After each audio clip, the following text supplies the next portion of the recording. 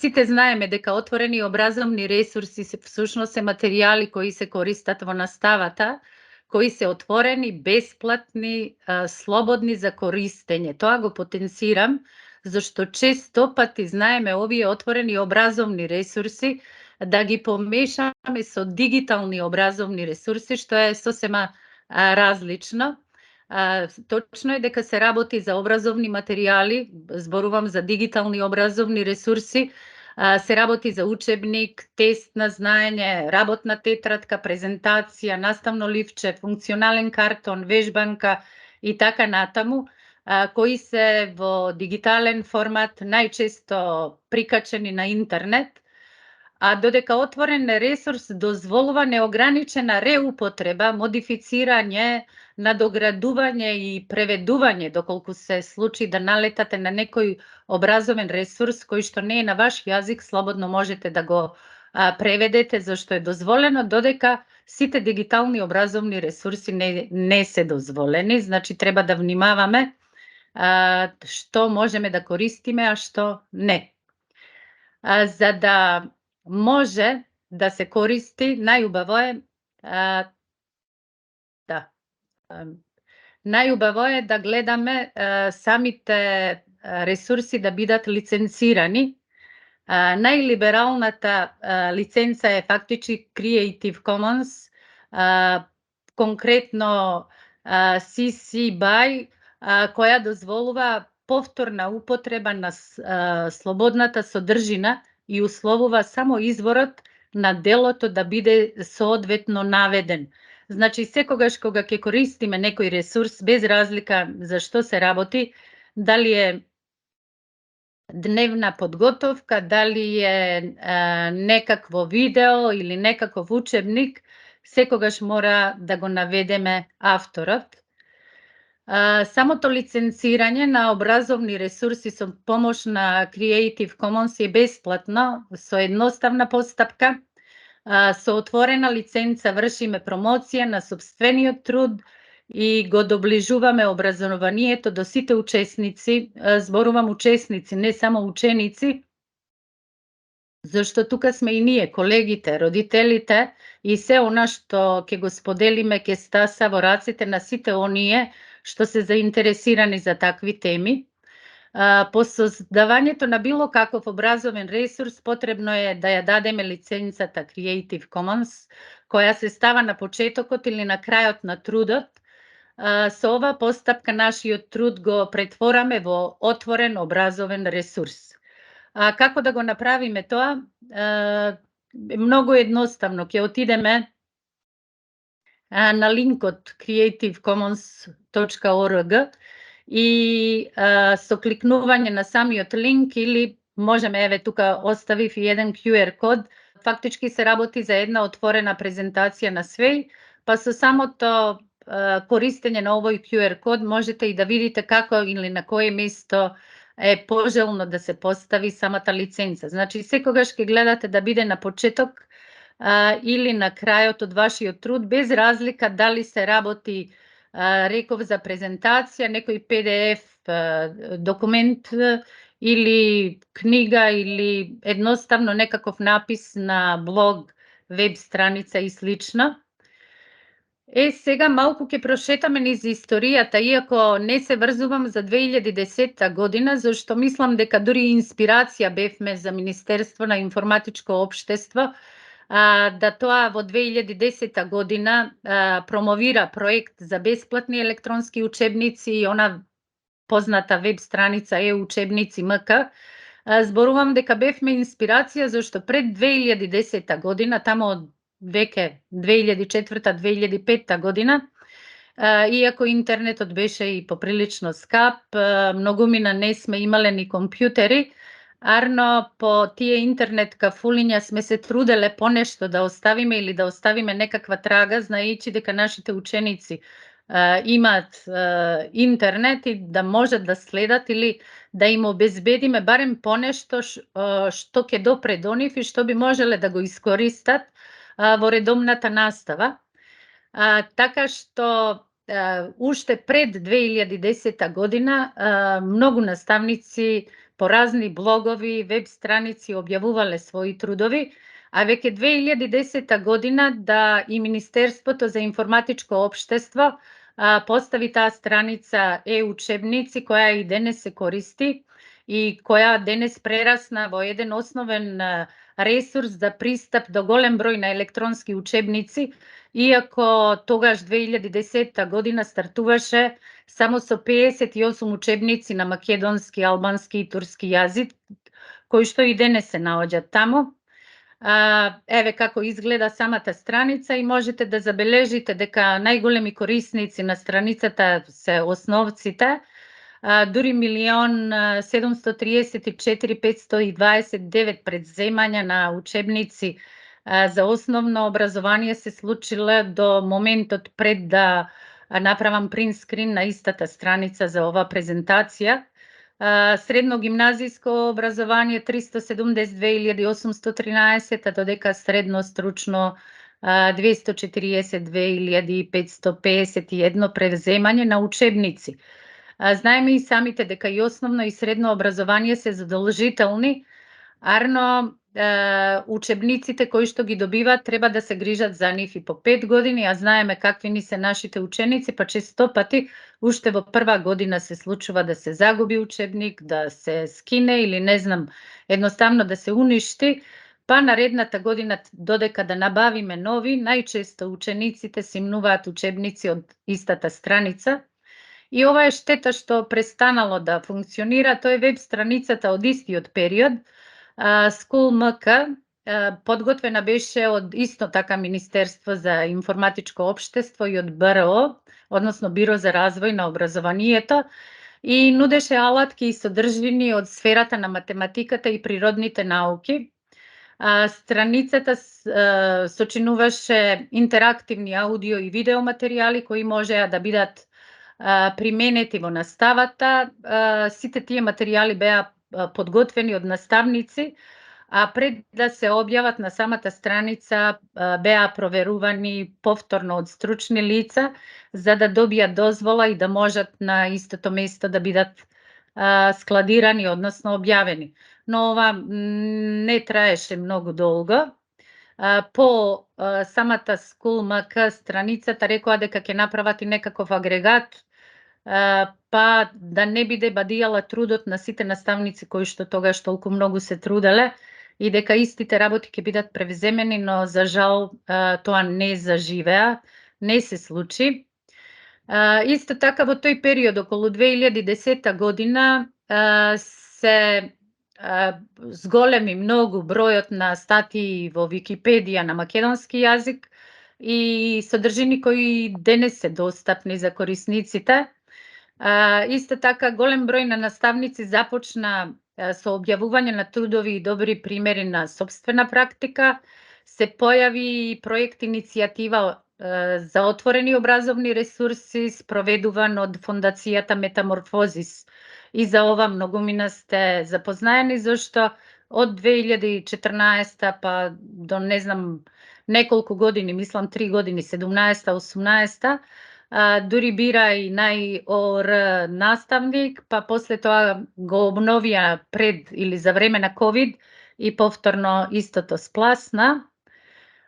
И овде веќе повторувам дека отворените образовни ресурси се одлична можност за да се подобри наставата и да им се овозможи на учениците да пристапат до квалитетни образовни материјали. И за таа цел потребно е да се унапреди промовирањето и употреба на отворени образовни ресурси, како и да се инвестира во нивно создавање и распространување. Исто така важно е учениците правилно да ги користат ресурсите, зашто да не испадне само зборуваме како треба да создадеме, како треба некаде да објавиме, а сите знаеме какви опасности или со какви опасности може да се сретнат нашите ученици на интернет. И тоа е нешто што е исто така од голема важност за сите тие да бидат безбедни на интернет или додека сурфат, додека претражуваат или барат нешто за образование, да не налетуваат на несоодветни содржини. Особено сега со Eduino и додека користиме YouTube, треба да вклучиме режим на ограничување на кој ги филтрира содржините кои се наменети за повозрасна публика, која не би сакале да ја гледаме на нашите уреди. Мрежните администратори можат да направат ограничен режим на секој компјутер, нели во секој кабинет, училиште или и во секоја јавна институција. Може да се прокраде нешто, нели да има убав наслов или почетокот да не е толку лош за да можеме да го одстраниме, но ете ако се случи некаде меѓу едукативните материјали да сретнете нешто несоодветно, задолжително треба да се пријави. Исто така треба да знаете дека само родител или старател може да поднесе жалба во име на дете. И она што сите веќе го знаеме, ако сме корисници на некоја образовна платформа, мораме да ги почитуваме и кодексот на однесување поставен од истата и исто така да ја почитуваме интелектуалната сопственост како и безбедност. И сега малку се доближуваме до ова време, според препораките и содржини на Национална програма за развој на образованието во Република Македонија од 2005 до 2015 година, се вели дека е потребно да се превземат следните чекори. Како прв чекор е потикнување на создавање и користење на дигитални содржини како наставни помагала за основно односно во основно и во средно образование. Многумина сме го доживеале тоа, сме виделе колку сме биле потикнували за создавање на самите ресурси, па од таа причина по ова и се јави таква стагнација, односно се помалку сме работеле во тоа поле. Исто така потикнување на интерактивност, креативност и партиципативност кај учениците преку користење на дигитални содржини, кои во многу случаи се единствен одговор на предизвиците за задоволување на современите јазични и методолошки стандарди. Потоа Националната стратегија за развој на содржини 2010-15 година беше подготвена од страна на Министерството за информатичко општество и администрација, усвоена 5 години порано, попрво таа 2010 година. Во јули дигиталните наставни содржини има неколку цели. Да го стимулираат интересот на ученикот за наставниот предмет, да му помогнат на ученикот полесно да ги запомни фактите кои што се однесуваат на наставната материја, да му помогнат на ученикот полесно да ја разбере наставната материја, да му помогнат на ученикот да го најде полето на примена на стекнатото знаење, самостојна работа и истражување и да бидат достапни во училницата, во текот на предавањата и во домовите на учениците. Може би во тој период беа достапни на училиштата, во домовите помалку, а сега веќе имаме некаква обратна ситуација каде повеќе се достапни во домовите, а се помалку во училиштата. Сведоци сме и на такво нешто. Потоа во Париз во 2012 година на Светскиот конгрес на УНЕСКО за отворени образовни ресурси беше поднесена и Париска декларација за отворени образовни ресурси, на која се дадени препораки за држави да ја потикнуваат свеста за ООР и нивната употреба, да потикнат создавањето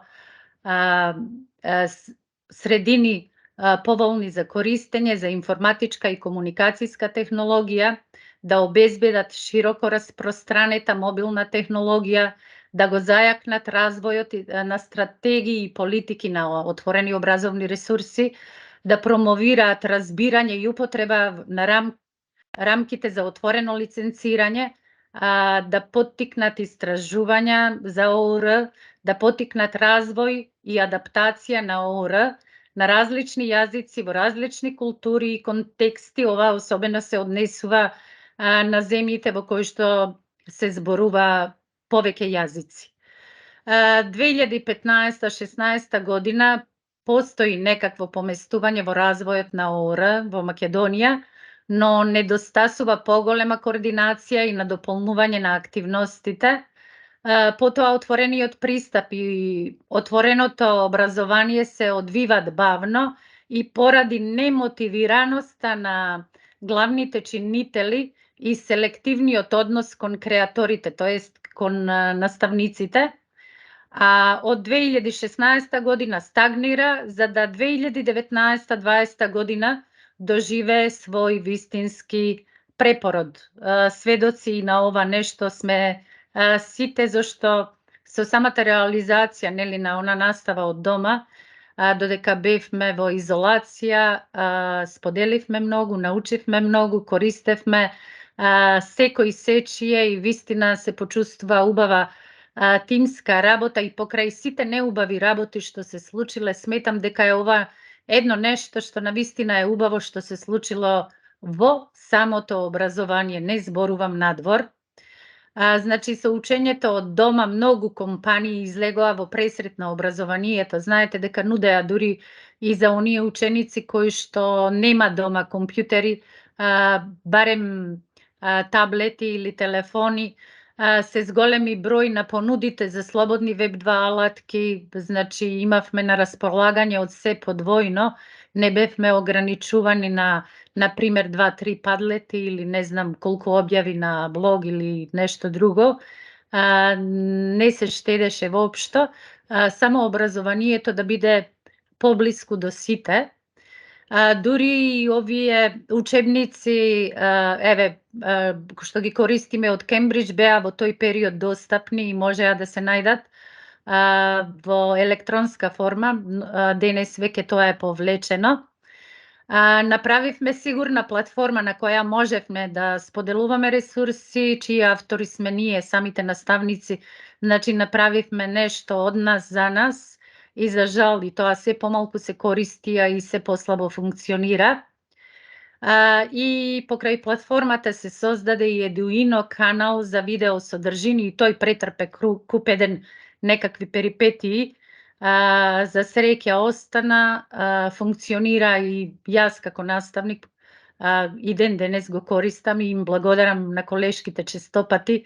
Тие ми се како воведничари во час или пак како ги користам за превртена училница. И она да не се заборави дека и телевизија во тој период имаше каде подобра образовна програма. Значи, ОУР материјали за учење и настава беа достапни за онлайн потреба за секого, без разлика дали се работи за предавач, ученик или некој што сака самостојно да учи. ОУР се појави како концепт за поддршка на образовната трансформација. Неговата образовна вредност лежи во идејата за користење ресурси во поддршка на учењето без врз основа на големиот број расположливи ресурси. Неговата моќ на полето на образовната трансформација лежи во лесноќа со која ресурсите, откако ќе се дигитализираат, можат да се споделат преку интернет. Важно е да напоменеме дека постои само една клучна разлика помеѓу ОУР и било кој друг образовен ресурс, тоа е лиценца за користење на содржината. Отворена лиценцирана содржина може да произведува секаков вид на медиум во форма на текст, на хартија, видео и аудио запис или во мултимедијална форма. Многу курсови за учење на далечина може да се замислат во форма на отворени образовни ресурси, но тоа не значи дека целото онлайн учење автоматски е концепт на отворени образовни ресурси. Многу материјали во рамките на отворени образовни ресурси не се пласираат само онлайн, тие можат да бидат и испечатени и достапни за корисниците и во печатена верзија. Образовните ресурси со отворена лиценца даваат придонес за подобрување на квалитетот и ефикасноста на учењето, поради зголемување на достапноста, висококвалитетни ресурси за учење и поголема продуктивност на ученикот и на наставникот и како заштеда на време и пари. со дозвола за прилагодување на материјалот се овозможува учениците да бидат активни учесници во образовните процеси, при што сигурно повеќе научуваат, и ОУР може да им обезбеди на институциите и наставниците бесплатни ресурси за подобрување на нивните креативни вештини, а и подобрување на постоечките програми за учење, што сега и текако ќе ни биде потребно. ОУР има многу предности во однос на традиционалниот пристап во споделување податоци, знаење и образовни ресурси. ОУР се уште е во развој, а многу земји се уште не ги препознале позитивните страни на неговата примена. Во последниве неколку години се повеќе образовни институции ги сваќаат односно ги сваќаат значајните предности од користење на ОУР. Се повеќе земји институционално, законодавно и финансиски ги поддржуваат проектите поврзани со воведувањето на ОУР. И како совет, ако имате изработено образовни материјали и сакате да ги објавите, тоа можете да го сторите на било кое мрежно место. Изработете си веб страница или блог за вашите трудови, креирајте билтени, презентации, документација на Microsoft Sphere или Book Creator, потоа споделете во групи за едукатори и ученици по социјалните мрежи. Имате многу начини за споделување трудови и примери на добри практики, на вас е да решите како. И зашто самите овие вебинари се замислени повеќе, односно помалку да зборуваме, а повеќе да споделуваме сопствена практика. Тука наведов 2 линка и 2 QR кода токму од делење на сопствени отворени образовни ресурси. Ова е линк од or.mk, тоа е отворен профил, и една векелет презентација. Ќе видите и самите дека иако е подредено вака, веќе тука се повторно линкувано до некаков друг блог, некаков друг сајт или некаде таму каде што веќе имав оставено понешто. Конкретно тука е, еве, векелет поддршка за учење, физика од далечина. Ова се тие 3 месеци кога сите панично баравме некакви начини како да споделуваме материјали или како она што треба да се учи да стаса до нашите ученици. И мене ми беше некако наједноставно, зашто тука можев да повикам на соработка и учениците, можевме и заедно да објавуваме. Ќе се обидам, ќе кликнам само тука за кратко, за да видам дали ќе можете и вака да гледате или ќе мора повторно да споделувам. Дали се гледа сега ова што поместувам, вакелет за поддршка за учење физика од далечина? Да, борете. Ете, значи кога ќе излинкувате дури и вака за презентација, што ми е во ред, значи може и така да се покажува. Па потоа, ете тука покрај тие работи што беа сите тие Eduino видеа што се тековно снимани, зашто сите ние за своји потреби, поправо за своји предмети, барем ние физичарите бевме поделени, па секој наставник по неколку часови, па после тоа секога ќе го собереме на едно место, можевме да го користиме без никакви проблеми, а навистина беше од преголема помош. Тука конкретно водев нешто како дневник на друго место и одев да видам, поправо запишував наместо оној училишен дневник што како сме правеле, одев по седмици, која седмица од изолација, што сум споделила на учениците, што можеле да видат, и куп еден работи беа вака линкувани, за да можат повторно да отидат или да учат. За среќа што не само јас, имаше и доста колеги кои што имале доста отворени образовни ресурси и тоа се можело да се користи. Често пати некои обележувале или лиценцирале, давале можност тоа да се користи, а и оние каде што немало наведено, зашто сите се познаваме, лесно е да му свртиш дали телефон или тука на социјалните мрежи да го прашаш колега дали може да се користи, никогаш немало никаков проблем. И навистина реков, започит е таа тимска работа што тогаш, ако ништо друго, сме покажале дека умееме кога имаме потреба да работиме и тимски.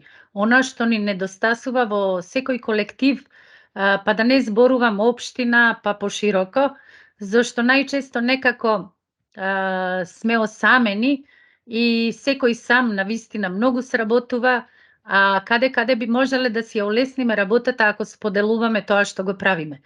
Сега ќе ми кажете, само ќе затворам ова страна, дали ќе останам на споделен повторно нешто гледате? Да, веќе гледаме. Добро, Не учиме еве за ќе 8 одам. одделение. Ете. И сега тоа само кажувам како е линкувано или како може да се поврзе, зашто еден ученик дури не мора ни да биде регистриран, може да има пристап до се оно што сте го направиле, со тоа што ако е регистриран ќе може да уредува, може да закачи нешто свое да додаде, доколку не е регистриран може да чита и да се користи со истото. Штом сте го понудиле, тоа е тоа. Значи, се што е понудено, дури и да не можеме да го симнеме и да го уредуваме, може да ни помогне, ако ништо друго, да добиеме некаква идеја или нешто.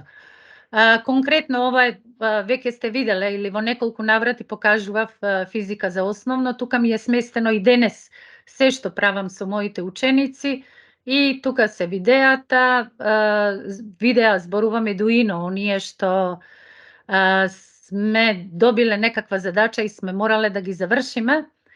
Потоа има вежби задачи, има разни публикации без разлика дали се нешто како сликовници или некои работи од проекти. И за 8, за 9 одделение се е поделено и се може на едноставен начин да биде достапно до учениците. А кажувам, сите ние ова сме го правеле уште пред да се реши Министерството да ни помогне, зашто еве и тука е, можеби е ова подоцна, многу работи се објавувани со постари дати, ова е конкретно 12 година, а сигурно се случувало 2007-2008 година, но заради финансиски средства, знаете дека во училиштата ретко кој училиште имало интернет или соодветна опрема, а дома да не зборувам. И од таа причина, кога се стана пристапно и кога наставниците можеа да си дозволат редовно да имат интернет, тогаш почнавме сите да објавуваме, па така и јас. Се започна, еве, ова е едно од тие интеграции на еколошко образование. Требаше да имплементираме како екологија, така ИКТ, така МИО и така куп еден други работи. И од таа причина и се појавија толку образовни ресурси кои што можевме да ги користиме и пред самиот, поправо за време на ковид, бевме подготвени од пред ковид.